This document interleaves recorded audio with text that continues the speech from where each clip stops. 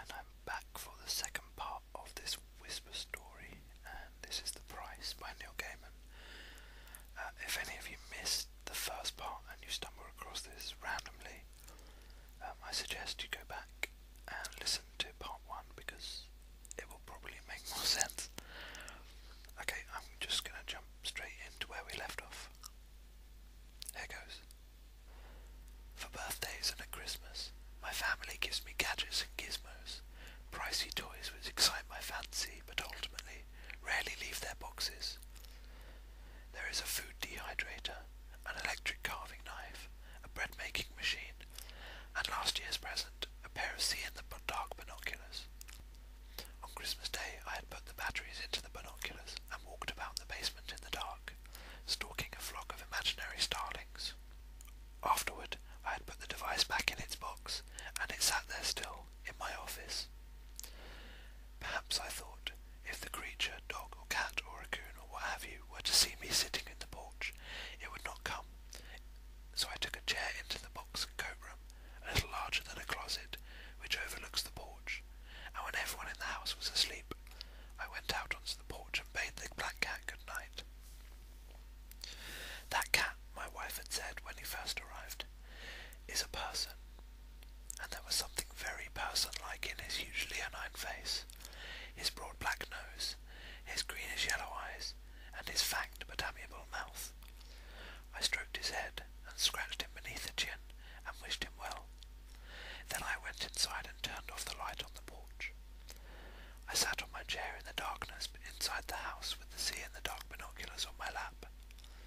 I had switched the binoculars on, and a trickle of greenish light came from the eyepieces. Time passed in the darkness. I experimented with looking at the darkness with the binoculars, learning to focus, to see the world in shades of green. I found myself horrified by the number of swarming insects I could see in the night air. It was as if the world was some kind of nightmarish soup, swimming with life. Then I lowered the binoculars from my eyes and stared out at the rich blacks and blues of the night, empty and peaceful and calm.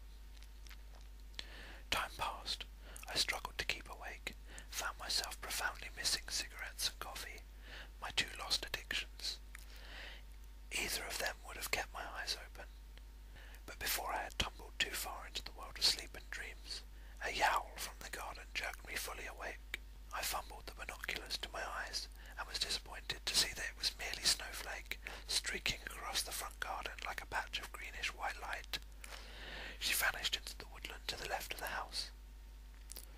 I was again about to settle myself back down when it occurred to me to wonder what exactly had startled Snowflake, and I began scanning the middle distance with the binoculars, looking for a raccoon or a dog or a possum. And there was indeed something coming down the driveway towards the house. I could see it through the binoculars, clear as day. It was the devil.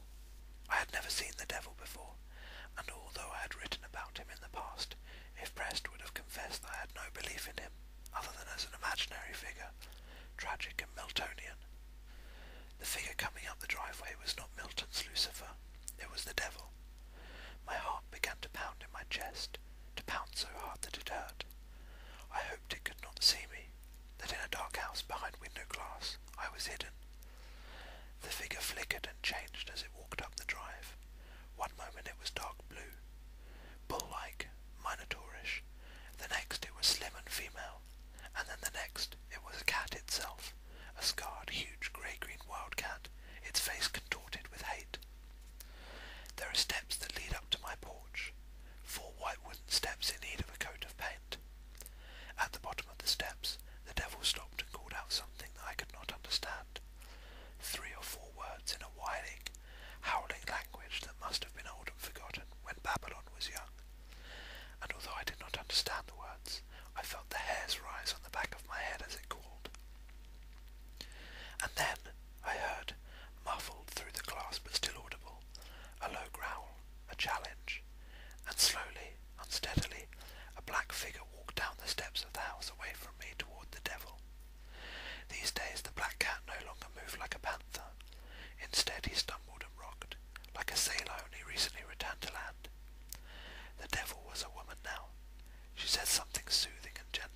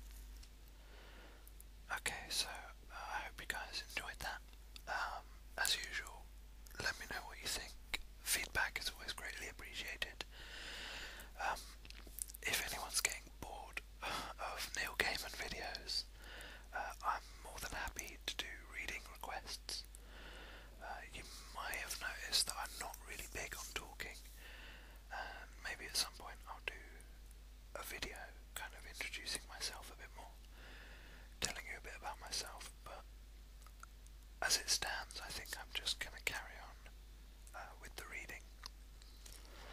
Okay, thanks for listening, guys, and I'll speak to you soon.